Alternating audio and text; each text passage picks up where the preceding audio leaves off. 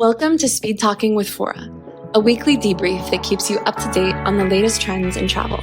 Here's your host, Henley Vasquez. Hi, I'm Henley. I'm a co-founder of Fora, a new kind of travel agency aimed at empowering anybody to turn their love of travel into a job.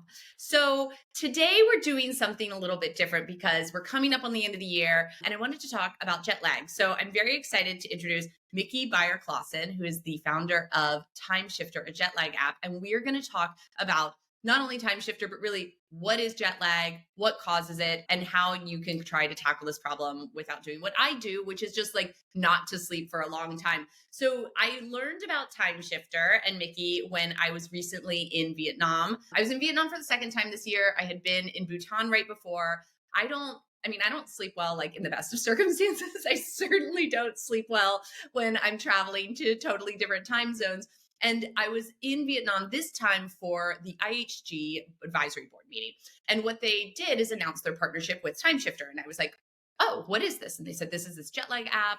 Our hotels, InterContinental hotels and Six Senses hotels are partnering to really provide this as a service to our guests to try to help people who are traveling to all kinds of exotic places around the world enjoy their trips more because they can sleep better. Because really at like the core of any trip, isn't it like you kind of want to get a good night's sleep? Otherwise, nothing else is going to work well. So when I heard about it, I was really interested. I downloaded the app. I started playing around with it. And then I said, please, Mickey, will you come on our podcast and talk to everybody? Because I think this is something we are all thinking about and curious about all the time. We all want like the solution that we can snap our fingers and make this go better. So thank you so much for joining us today on Speed Talking as we round out this year.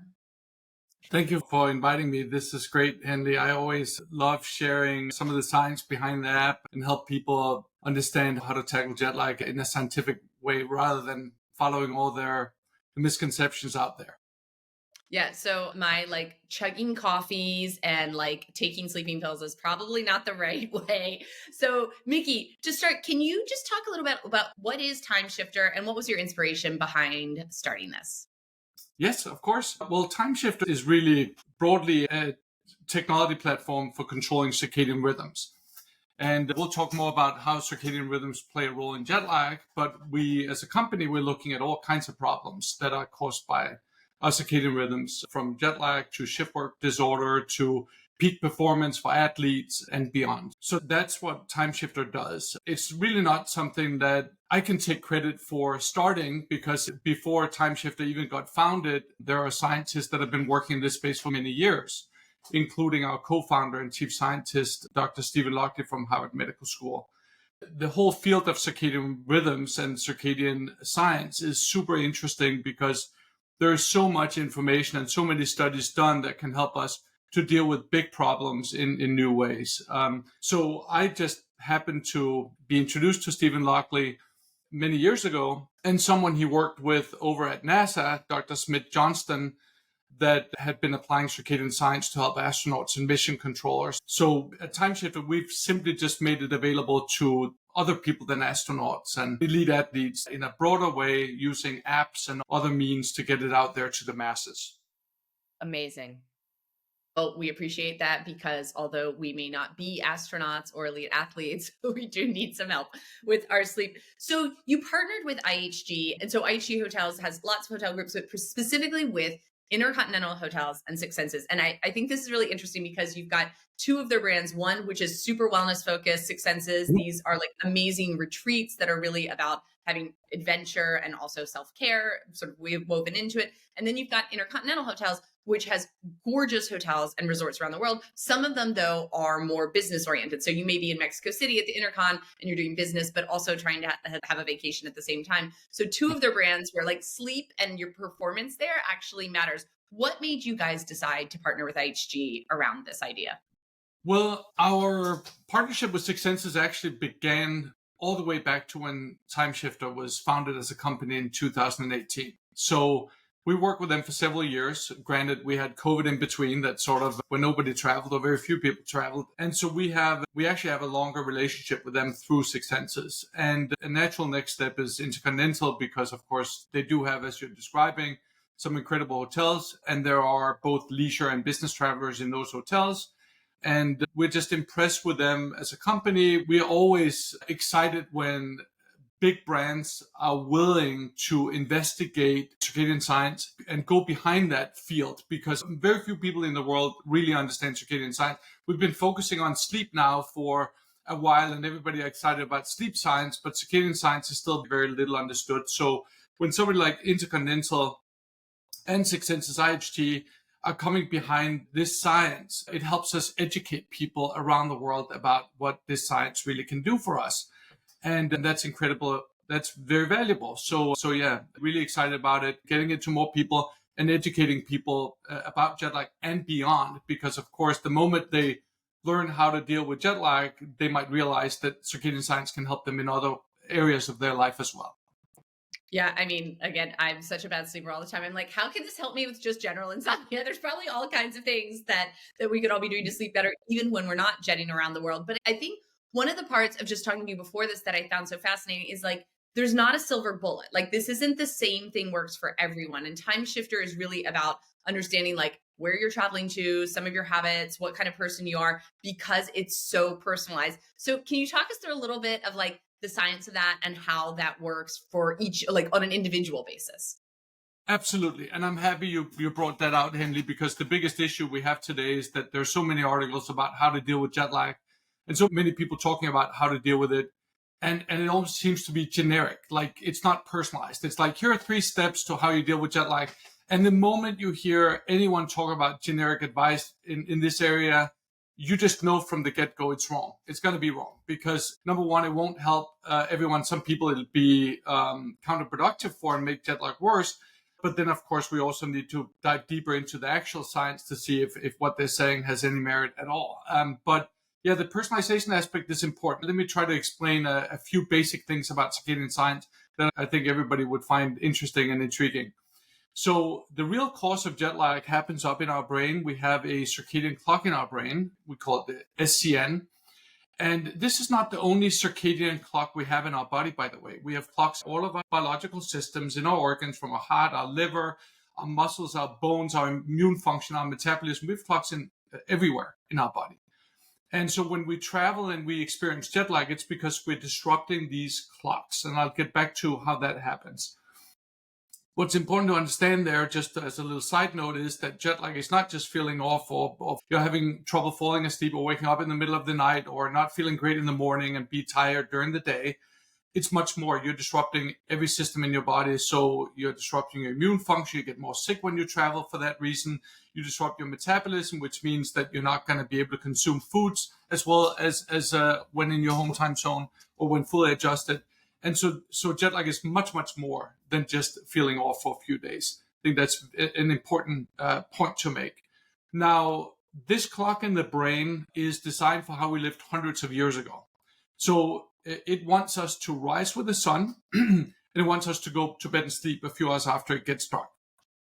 And during the day, of course, our body is designed for activity, for eating and all of that. And during the night when it's dark, it's expecting that you're going to restore and recover. And that's how we design. Now, with all these great innovations we now have come about, like artificial light and jet travel, we are screwing up what we're designed to do as humans. We're simply not capable of dealing with our reality today in a good, efficient way. And jet lag is one example. We cross time zones, which is completely, really fast, which is completely unnatural.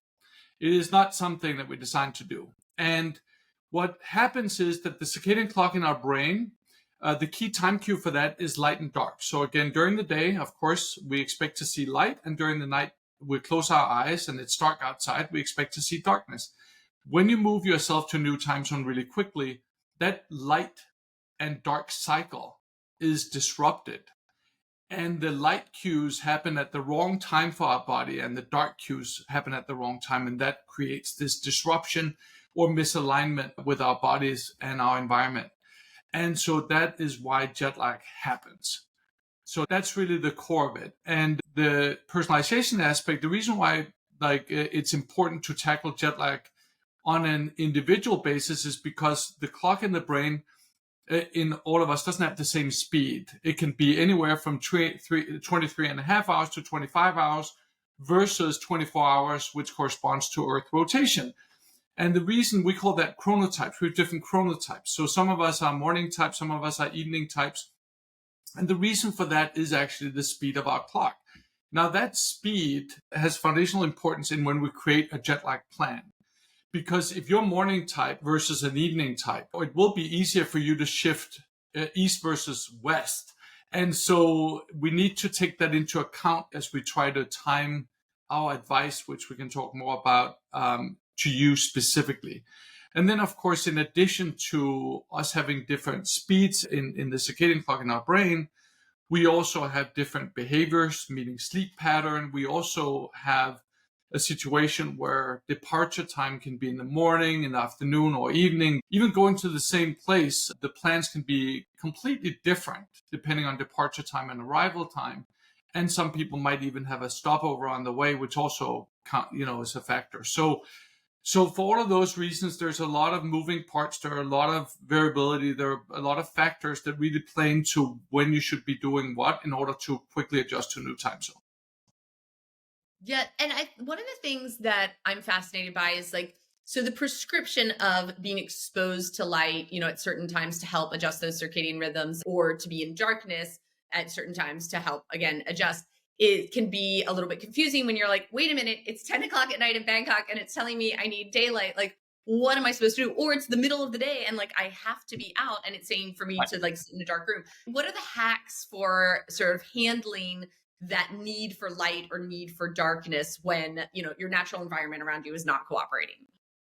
You know what? First, let's start with, I love that question, Henley, because this is not intuitive stuff. Like some of this, you always tend to hear one of the misconceptions is see the sunlight at your destination and that's going to help you. Well, for some people, that actually will make it worse. The key here is that you have one time during the day, during 24 hours, where the brain is highly sensitive to light. And you have at one point during the day where your circadian clock in the brain is highly sensitive to darkness. And those two times we're using to really, control the circadian rhythm or shift it towards a new time zone quickly by telling you whether to prioritize bright light or whether to avoid light. Now, if our jet lag app, which is one of our products, if the jet lag app tells you based on what you've put in, the questions we have for you, if it tells you to prioritize bright light and you happen to be in a dark environment, maybe you're in a dark plane, all the lights are off, what are you going to do? It's very simple. You just crank up the brightness of the in-flight entertainment system, or on your computer, you watch a movie or you do some work. That's enough artificial light to tell the circadian clock in the brain that it's day. It's simulating day. And that helps us shift that clock really fast, 3 to 4 times as fast as normal towards a new time zone. Now, if it tells you to avoid light, for example, there can be a situation where it tells you avoid light for 2 hours after you wake up in the morning. It could be at night as well, of course. But what happens if you're outside in the sun? If you are meeting with someone, having a nice breakfast and it's sunny, all you really need to do at that point is put on your dark sunglasses, and then you will be avoiding light. It has to be dark sunglasses. It can't be some lenses that are not very dark. But if you do that, you're compliant with the plan. So it's pretty easy to hack your way through it without really having to do crazy things to follow it. Now, that said, what's great, and we're lucky that this happens to be the case, but if you were to ignore the plan for a few hours, let's just assume we have some users that are, they're performing. Somebody went to World Economic Forum to be on stage, and she had to avoid light for the hour she was on stage. And she wrote us and said, I can't avoid light. I'm on the stage at World Economic Forum. And the good news is you don't need to follow the plan 100% in order for it to be really effective. We can see in the over 300,000 post-travel surveys we've gotten back from our users that as long as you follow it 80% or more, you're getting really significant benefits from it. So in worst case scenario, don't follow the plan, but try to follow it as much as you can when you can. Yeah. And I think that's an important point, because whether you're talking about business travel or leisure travel, sometimes, life gets in the way and sometimes you have a busy day. So to feel like if I don't do this 100%, it's not going to work. I think you'll find a lot of people like not actually adopting this tactic to trying to help them, just giving up entirely and trying to muscle their way through it. Right. And Henley, we also put into that, knowing that people, there are certain restrictions as to what people can do. So we, if instead of just having a raw scientific output saying, here's what you have to do, sometimes that could be problematic. I'll give you an example. If you arrive to your location and the science said, go to sleep, it would be impossible because you needed your luggage, get in a cab, go to the hotel, check in, unpack, brush your teeth before you can go to bed and sleep. So in the Timeshifter app, we've built in a variety of what we call practicality filters, which basically are trying to address every issue we know is going to be a problem for most users, so that you don't have to struggle with those situations on your own, but we're really taking them into account. And again, we don't know every person's, program. We don't know everything that's going on. But like I said, if there are other restrictions that get in people's way, as long as they follow the plan as much as possible, they will feel very different from if they try to do it on their own. Well, I'm going to challenge myself to do this on the next trip that I take, because I am so bad at this. And I think, there's this belief, like those of us who travel a lot, like, oh, like we muscle through to like jet lag is for beginners, but it's so not true. I mean, I don't have you seen anybody that's actually like just gets better at jet lag? I haven't. No. And I think the jet lag is still kind of, if you think 10 years back when, it was almost like cool to not sleep much, right? People were bragging, okay, I only got 5 hours of sleep, but that's because I'm busy and everybody wants, my attention and this and that. And now fast forward to today, I think everyone or most people are starting to take sleep much more seriously, and they should, because sleep is very important. Now, the problem about sleep in the travel context is that forcing yourself to sleep is not going to help you, and forcing yourself to be alert and awake in the morning also won't help you, no matter how great. You want to have the best sleep environment. InterContinental hotels, Six Senses obviously provide that. And that's a great foundation for dealing with sleep and for dealing with jet lag. But now you need to know when to prioritize light, when to avoid light, etc. In order for you to really address jet lag scientifically. You cannot focus on sleep. You cannot focus on alertness. That will make everything fail. It's not going to work for you. So I think jet lag is still an area where there are some people saying, hey, I'll just drink a lot of caffeine. I'll power through. I'll be fine. Or some people saying, I don't feel much jet lagged. Well, I can tell you, if you put that person into a lab, you can measure the jet lag in that person, which means they have jet lag. They are upsetting all of their systems in their body. It's not healthy. They're a higher risk of car accidents in their rental car because they're going to be fatigued during the day at certain times. They will get more sick because their immune function isn't supporting them during the day when they're up and about. And then, of course, you're not going to be enjoying your vacation from day one. You're certainly not going to be at your best at that key business meeting either. So for all of those reasons, I think anyone that are looking to not just be healthier, but really are looking to get the most out of any trip. And I think after COVID, we all focus more on that. Like, we don't want to, if it's for business, we're trying to put more meetings into a trip. We're trying to do more. We're away longer than before COVID, where we had short trips all the time. So I think every trip matters more. And certainly if you go on a vacation and you've saved up money and you're going with your family, you want to get the most out of it. So I don't see why people wouldn't want to explore and try to use this science to really benefit them when they travel next time.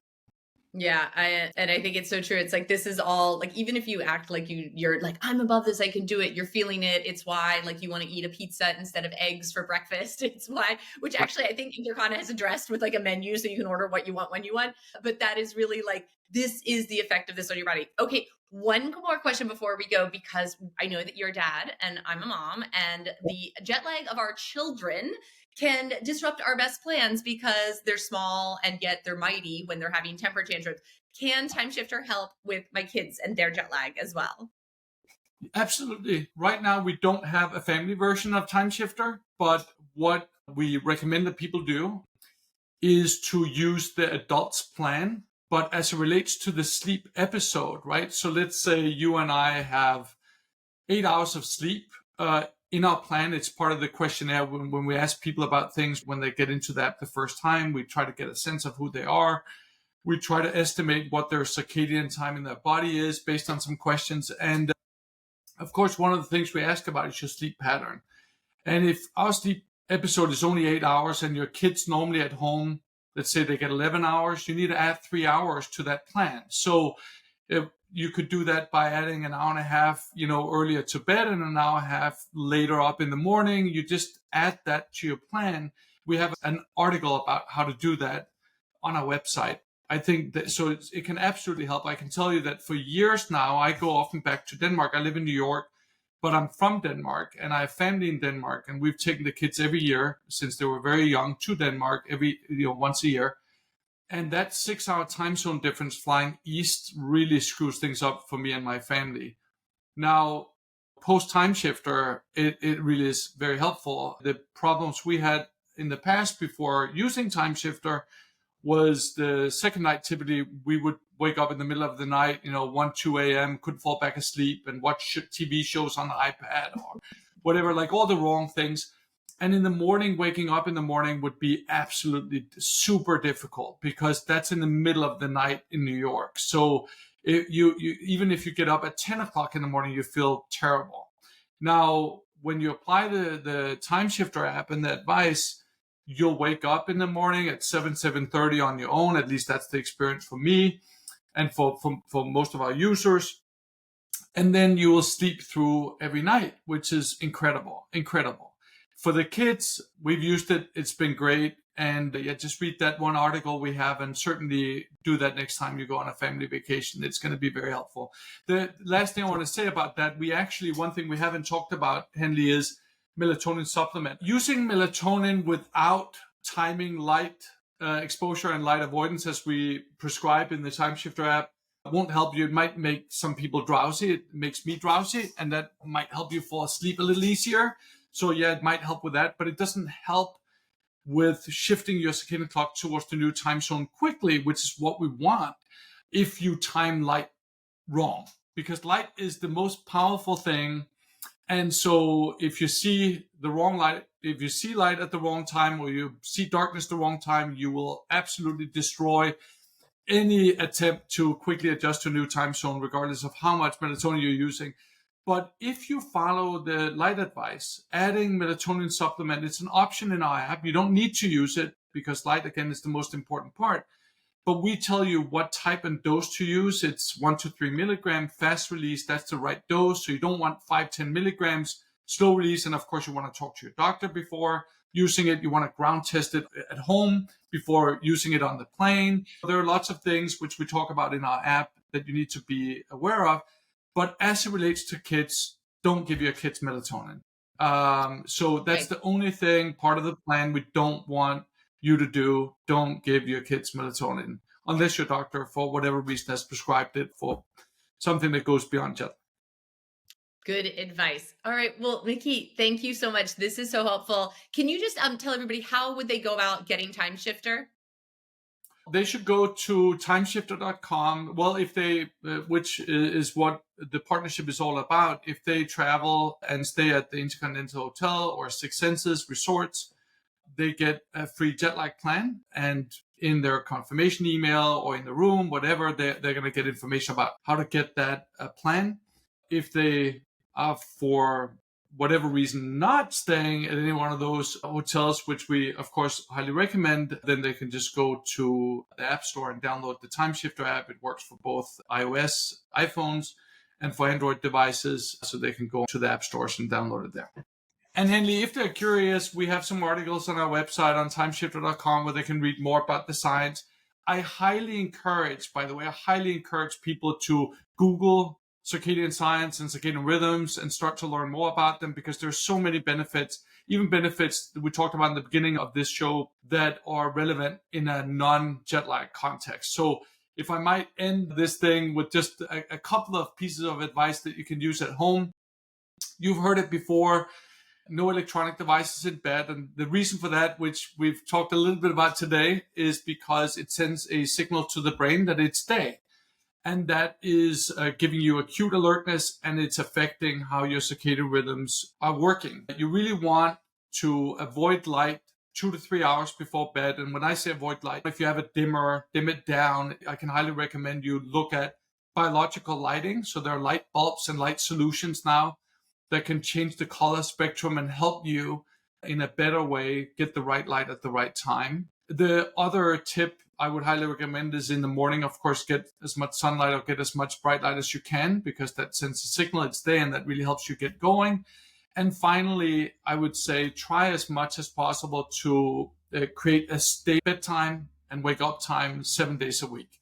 Now, during the weekend, that tends to be harder. So we call that social jet lag, right? People stay up late Friday night, they sleep in Saturday, they stay up late Saturday, and they sleep in Sunday. The way to deal with that is, of course, you shouldn't, change that. You want to enjoy the social activity with your friends and family, but then try to avoid sleeping in too long. Try to limit that to 30 minutes or maybe maximum 40 minutes. I know it's tough, and I know you might not have gotten too much sleep that night, but then take a short nap in the early afternoon instead. That will help you catch up a little bit. And it really helps you keep that stability in the circadian rhythm. If you stay up late Friday and sleep in Saturday and stay up late Saturday, you're really shifting your circadian rhythm significantly, and that makes it more difficult to fall asleep early Sunday night and get to work Monday morning. So there's a lot of interesting things that I'm excited about people learning about. So Google circadian rhythm, circadian science, go to our website and learn more, and try the app that will show you how effective this science is on your body and on your life.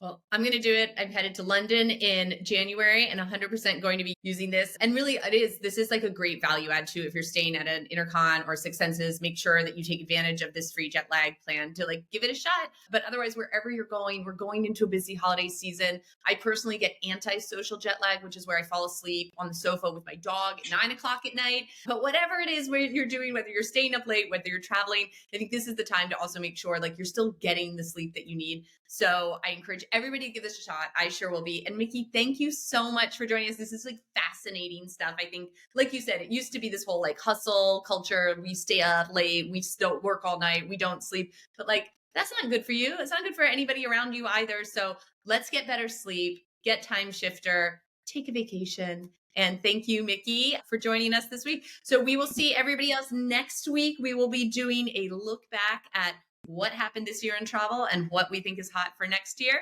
But for now, snoozes. Bye. Thanks, Andy. Bye.